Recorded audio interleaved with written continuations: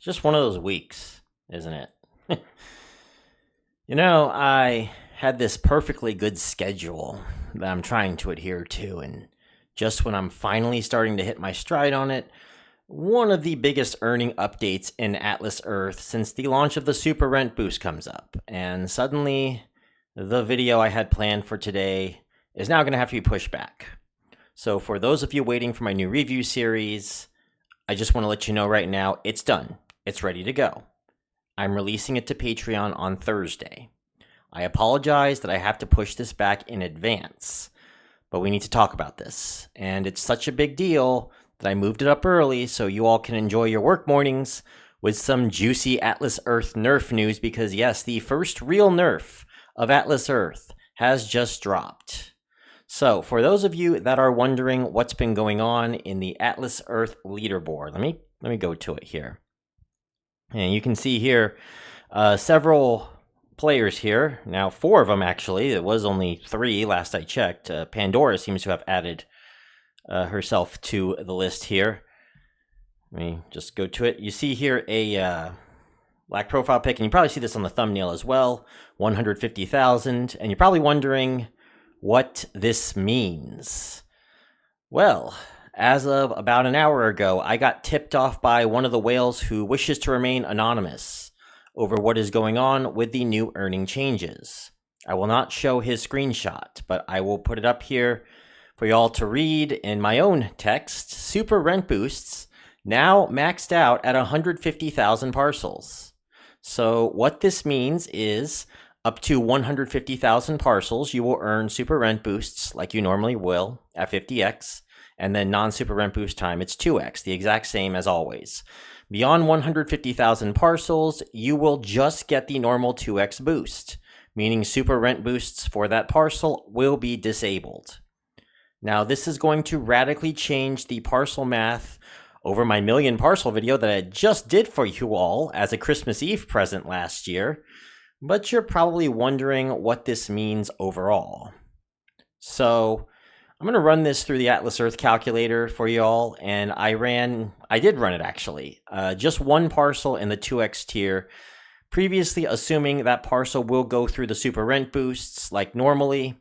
That parcel was earning about 38.8 cents a year for a whale up to 150,000, assuming 24/7 boosting and max badges.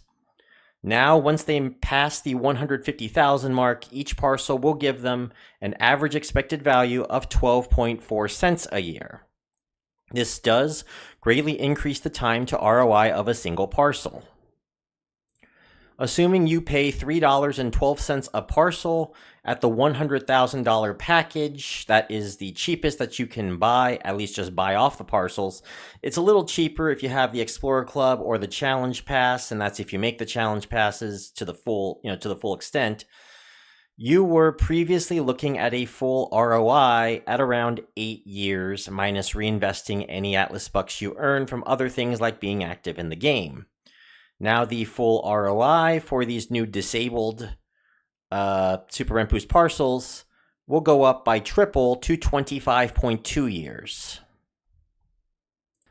The King of Queens, the world number 1 on Atlas Earth, made a comment on the recent update that was first dropped in the official Atlas Earth server's whale channel, and I quote, "I love Atlas Earth, that's why this matters. I've put real money, real risk, and close to 100,000 miles of travel into this game since June 2024, since I started in Queens, New York.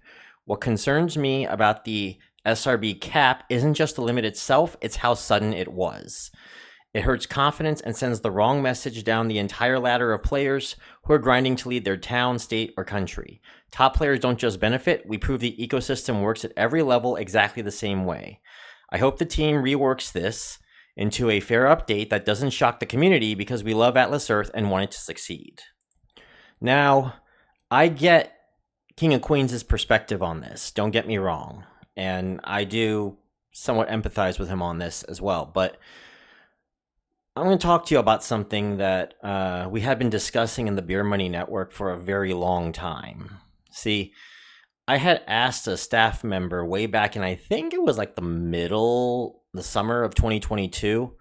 I forgot who it was. Might have been Bo, Modmac. I'm not 100% certain who it was, but if I remember, at the time we were having a race to 10,000 parcels between Open Boosters and Artorias 2718, and they were also fighting for the presidency. And this was the time when Artorias was like making the presidency for like 15 minutes, and then Open Boosters got it back, and it was this big fight going on at the time. Anyways, I asked what would happen if someone got to 100,000 or 150,000 parcels, and the response was that they would figure out if they would have to have any additional tiers below the 2x tier at that point, maybe like a 1.5x tier or something. So is this a matter of like them being angry at the whales, or they're trying to like, or they're running out of money or something? I don't think it's that at all. I do think this was planned for a while now, or at least in the back burner in case anyone actually did hit that 6-figure parcel count. So this is just kind of like my, in case it got big, break glass kind of thing. But that's just my opinion. And plus I want to tell you all about like something that I had remembered way back when. And I'm thinking this might have had to do with that. And honestly, I feel like this is kind of a good compromise to what could have been that 1.5x tier. They're keeping it at 2x tier going forward for everyone else. And for those that go beyond it, you're still making about a third of what you once did per parcel. You're still making everything else past 150,000 parcels. And the only player that I think this probably hurts is the King of Queens. Maybe Shaman 15. I'm not 100% sure about that. I'm not sure how much he spent, if he spent any more or not. But I do know the King of Queens, this is going to hurt him a little bit for getting his ROI. Now, if your goal was to make your money back from Atlas Earth past a particular point and you're at around that 100,000, 120,000 parcel mark, yeah, life's gotten a little bit harder for you, but this isn't going to affect the vast majority of players who are on my channel watching the videos here on Atlas Earth, and especially the free-to-play players. I'm going to die before I ever reach 150,000 parcels, so it's not going to affect me very much.